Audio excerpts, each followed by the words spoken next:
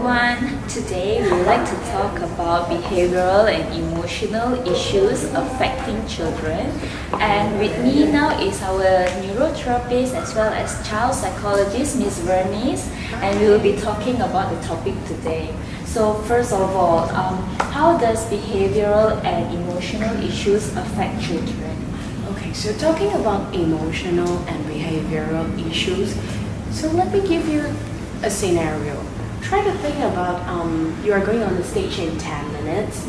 Okay, you might be feeling nervous or anxious at that moment, a lot of butterflies flying as well. Yeah. So within that 10 minutes, you might feel a little bit difficult to come up from that feelings and situations, right? That's what we call a locked states. Okay, so all these stuck emotions are actually running just below our consciousness.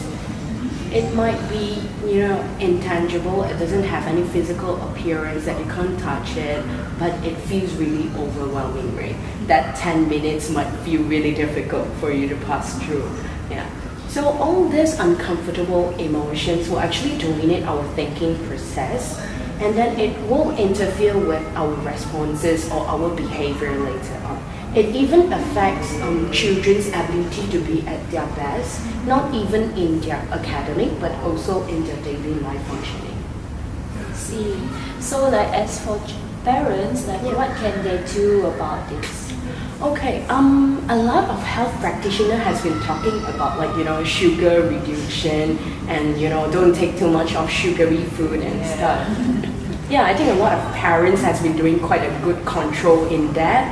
But I would like to emphasize here is about their communication style with the kids, so that probably parents could actually approach their kids with a more level, more gentler way, so that the kids might actually feel more being respected and also more willingly to accept the instructions given by others as well. Alright, just now you mentioned about the child being in that locked state. So as parents, how can they work on it? Okay, to talk about being in a locked state, some kids, they are actually constantly being in the locked state quite often, which means not only when they need to perform on academic or not only when they need to perform on stage, but in their daily life. So when they're constantly in this kind of states, it's quite difficult for them to just overcome it without some enhancement tools. So here, neurofeedback will work as an enhancement tools because it actually enables individuals, not only kids, but also adults, to self-regulate their neural activity.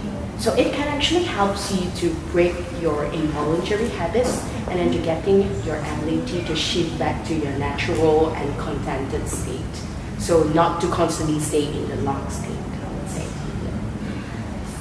Thank you very much for your great input. So now if you do have any comments, you can comment below, and if you are receiving this video through your emails, you can always give us your questions and we'll be more than happy to answer any of your questions. So thank you so much. Thank you.